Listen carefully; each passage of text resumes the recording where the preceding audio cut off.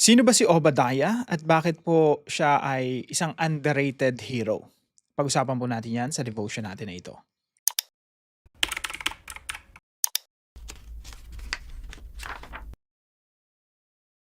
Magandang araw po sa bawat isa sa inyo. Welcome back to our 365 Daily Devotions Bible Characters Edition.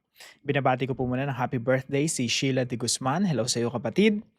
At ngayong araw po ay meron po tayong pag-uusapan patungkol sa isang interesting person in the Bible na halos konting-konting mga verses lang yung nakalaan para sa kanya. At ang pangalan niya po ay Obadiah. Hindi po siya yung Obadiah the prophet, no? Sa susunod tatalakayin din natin sino ba yung Obadiah the prophet. So ngayon po tawagin natin siyang Obadiah the manager para hindi po tayo malito sa dalawang Obadiahs sa Bible. So ito po yung ating timeline. Ito po yung matagal nating pinag-usapan, no, and I hope naging familiar po tayo rito, the Northern Kingdom, Southern Kingdom, si Saul, David, Solomon, and then makikita niyo po yung mga prophets dito, no? Sila Isaiah. So, bumalik lang po tayo ng konti para mabisita natin yung mga importanteng mga propeta kagaya po ni Elijah, si Micaiah po, si Elisha. Now, si Obadiah po, hindi po siya tinawag na prophet dito. Tawag lang sa kanya ay servant ni Ahab. Kumbaga, katiwala ni Ahab. So, isipin niyo po si Ahab ay pinakamasamang hari ng Israel, no? Yan yung gobyerno niya, yung administrasyon niya.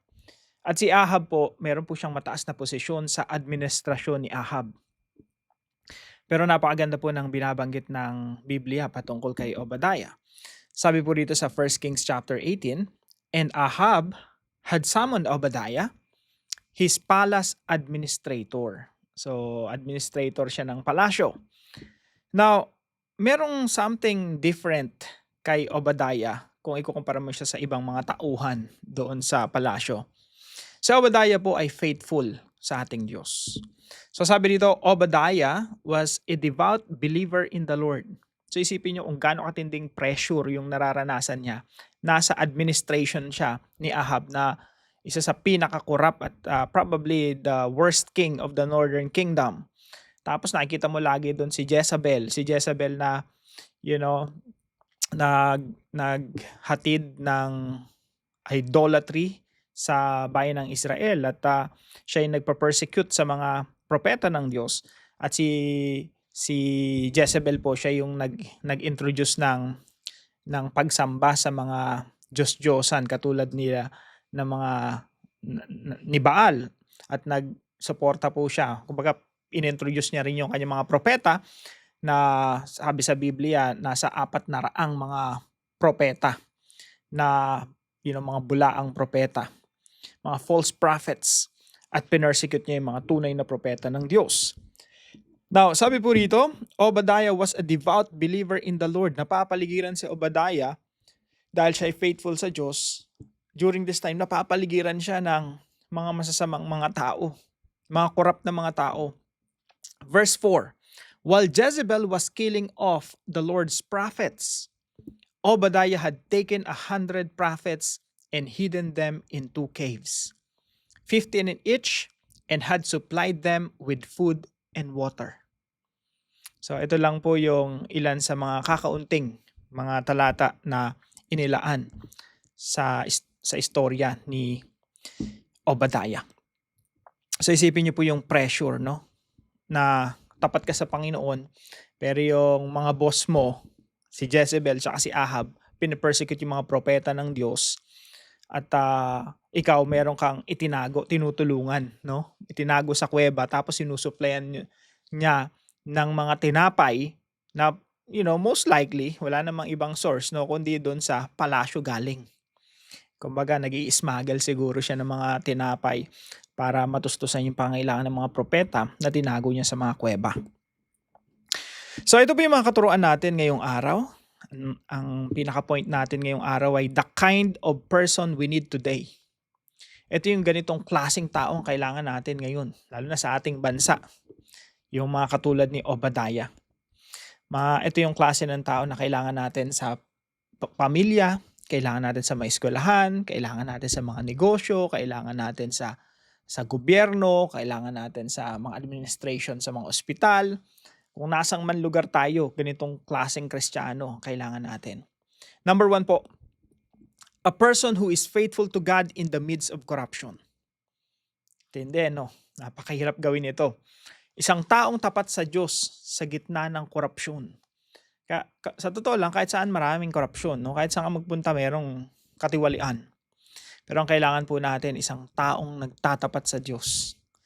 Kahit na yung mga kasamahan niya, mga katrabaho niya, yung boss niya, lahat ay korap. Alam niyo po, ang isang taong hindi korap, ang taong nagsasabi ng katotohanan, ang taong may integridad, ang taong may takot sa Diyos, nagkakaroon ng maraming kaaway. At ang mga umaaway nagpa-persecute sa mga taong sumusunod kay Kristo ay mga taong gustong-gusto, nagmamahal sa katiwalian, sa korupsyon. Kasi nga naman, pag tumindig ka sa katotohanan, makakalaban mo talaga yung mga taong, mga korap.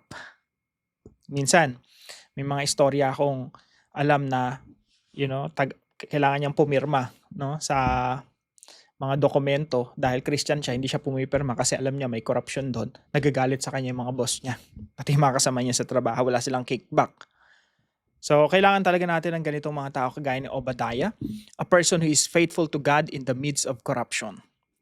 Pangalawa po, a person who has the courage to stand for what is right. Isang tao na merong tapang para tumindig kung ano yung tama against, all the, isipin nyo, Ahab, kakalabanin mo ba si Ahab? Napaka-makapangyarihang hari. Kakalabanin mo ba si Jezebel? Kahit nga si Elijah, tumakas kay Jezebel eh. Pero ito si Obadiah, talagang nirisk niya yung buhay niya. Nagkaroon siya ng courage na sumunod sa Panginoon, gawin ang tama. Nagkaroon siya ng courage na tulungan yung mga propeta na inuusig ni Jezebel at itago sila sa mga kuweba at tustusan lahat ng... Isipin nyo na lang, para tong panahon ni Hitler na inuubos yung mga Hudyo. Tapos merong mga matatapang na mga Germans or mga Polish or kung saan man lugar, no, na yung mapapanood natin sa mga movies, mga businessmen and women na tinatago yung mga Hudyo sa kisame, sa silong ng bahay, kahit na nire-raid sila madalas, tapos tinutustusan sila yung mga Hudyo ng mga panahon na yon na inuubos ni Hitler. So isipin nyo, pag nahuli ka ni Hitler, mga kasundalo ni Hitler, pati ikaw damay. Pati ikaw mapunta sa concentration camp, pati ikaw pwedeng mapatay, maparusahan. Ganun po yung ginawa nito ni Obadiah, no? Sipin mo kung nabuking siya, saan mo dadali yung mga tinapay? Ba't ang dami-dami tinapay nakakariton pa? Nahuli ni Jezebel. Sipin nyo na lang kung anong gagawin sa kanya ni Jezebel. But Obadiah risked his own life because he has the courage to stand for what is right. Pangatlo po, a person who is loyal and willing to die for Jesus Christ. Ito po yung mga kailangan natin, lalo na sa panahon natin ngayon. Mga taong loyal kay Jesus. Hindi loyal sa boss, hindi loyal sa mga impluwensyang tao, sa mga kapangyarihang tao, hindi loyal kahit kanino. Loyal lang sa Panginoong Hesukristo. At kung saan kang lugar ngayon inilagay ng Diyos, kung nasaan ka exactly, diyan ka talaga nilagay ng Diyos. Para diyan ka maging maimpluwensya. Dahil meron kang misyon sa kinalalagyan mo ngayon. And what you need to do is to be loyal to Jesus Christ. To be faithful to Jesus Christ. Hindi maging faithful sa boss mo, sa amo mo, sa mga taong nakapaligid sa'yo. Kundi maging faithful sa Panginoon. Ito yung mga taong kailangan natin sa panahon natin ngayon. Lalo na kung ikaw ay nasa gobyerno, no? Kung ikaw ay abogado o judge or police or hepe or general, kailangan natin ng mga taong may takot sa Panginoong Hesukristo, loyal kay Jesus, na magdudulot ng transformation dito sa bansa natin. Now, bilang application po sa pinag-aaralan natin ito, number 1, kung nasan ka man ngayon kapatid, saan ka itinalaga ng Diyos, yan yung assignment mo, and what you have to do is to remain faithful to God, even in the midst of corruption. Manatiling tapat sa ating Diyos kahit na napapaligiran tayo ng mga corrupt, mga dishonest. Number 2 po, have the courage to do what is right despite the risk. Alam niyo po yung paggawa ng tama, lagi may kaakibat yan na risk. Merong danger lagi. Kapag ginagawa mo yung tama, minsan aabot ka sa pagkakataon na pipili ka whether you preserve your life or you will do what is right. Hindi mo alam kung saan ka dadali ng paggawa ng tama, no? Pag gumagawa ka ng tama, hindi mo alam, aabot ka sa punto ng iyong buhay na mamimili ka kung gagawin mo pa rin ba yung tama or isasakripisyo mo yung buhay mo. Pero ito po yung nasisiguro ko, mga kapatid. Hindi ko alam kung aabot tayo sa ganong sitwasyon. Pero ang nasisiguro ko lang, mga kapatid, if you keep doing what is right for the glory of God, that is not a wrong decision.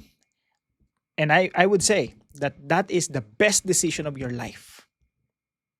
Napakasarap humarap sa Panginoon na, Lord, I did what is right by your grace.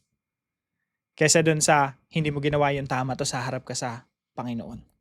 And number 3 po, stay loyal to Jesus as you take up your cross daily.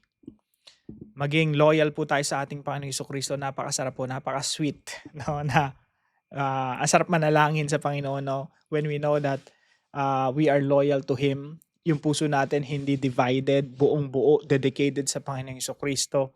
At kung ano yung hinihingi niya sa atin, yun yung ino-offer natin sa Kanya.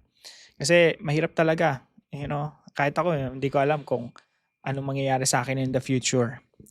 For sure, maraming temptations ahead of me. Ang hinihingi ko lang sa Panginoon, Lord, I need your grace. Kasi alam ko makasalanan ako eh. Alam ko yung kasalanan, yung nature ng kasalanan, yung tendency to do evil eh. Kaya hindi ako nagtitiwala sa sarili ko, no?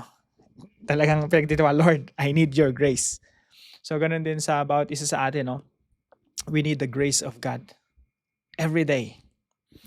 So stay loyal to Jesus as you take up your cross daily. Tayo mga Kristiyano, mga kapatid, nagpapasan talaga ng krus araw-araw. Bakit po? Sabi ng iba, yung buhay Kristiyano, masaya yan, masarap yan, no? Totoo, masaya. Totoo rin, masarap maging Kristiyano. Pero it doesn't mean it's easy. It doesn't mean it's smooth sailing. Yung Christian life, it is full of challenges. Ang dami mong susuungin. At kung yung ating Panginoong Jesucristo nagpasan ng krus, who are we not to carry our crosses? Kung yung sinusundan natin, ang ating Panginoong Jesucristo na nagdusa para sa atin, anong iniisip natin na excuse, no, para hindi magdusa? At sabi nga sa Biblia, kung sumusunod ka sa Panginoong Jesucristo, kailangan yakapin mo rin kung paano niyakap ng Panginoong Jesucristo yung kanyang krus. Yakapin din natin ang ating krus, pasanin araw-araw. Because that's what it means to obey the Lord Jesus Christ. So stay loyal to Jesus as you take up your cross daily. Again, sabi ng ating Panginoon Jesucristo, if you cannot take up your cross, then don't follow me. Si Jesus minsan parang pataboy siya, no? Pataboy siya sa mga tao eh. May maraming pagkakataon na maraming gusto sumunod sa Panginoon Jesucristo pero pinapahirapan ni Jesus yung pagsunod. Sinasabi niya lagi ni Jesus na, foxes have holes, birds of the air have nests, but the Son of Man has no place to lay his head. And you want to follow me? Pag-isipan mo muna. You count the cost. Laging ganun yung makikita mo sa Bible eh. Na pag may sumusunod kay Jesus, sinasabi ni Jesus, no, you count the cost. Sabi ni Jesus Christ, if you cannot carry your cross, then don't follow me. Because following Jesus includes suffering. Meron talagang pagdurusa sa pagsunod sa ating Panginoon Jesucristo. So para po sa ating discussion, what is one situation in your life right now that requires courage? At pag-usapan natin 5 kaparaanan bakit si Obadiah ay pwedeng maging model Christian, lalo na sa panahon natin ngayon. Tayo po'y manalangin. Heavenly Father, thank you for your faithfulness and grace. Help us remain faithful to you in a world filled with corruption and compromise. Give us the courage to do what is right, even when it is difficult, unpopular, or costly. Strengthen our hearts to stand firmly for truth and righteousness, despite the risk we may face. Teach us to be loyal followers of Jesus Christ, willing to take up our cross daily and obey Him without hesitation. May our lives reflect steadfast faith, godly courage, and unwavering devotion. Use us for your glory and honor each day. In Jesus' name, Amen and Amen. Maraming salamat po sa bawat isa sa inyo na sumusubaybay dito sa ating daily devotions. Ang Lord po ang magpala sa inyo. Now, kung kayo po may natutunan, ipalam nyo lang po sa comment section right below this video. And please don't forget to share this devotion to your family and friends. See you po tomorrow.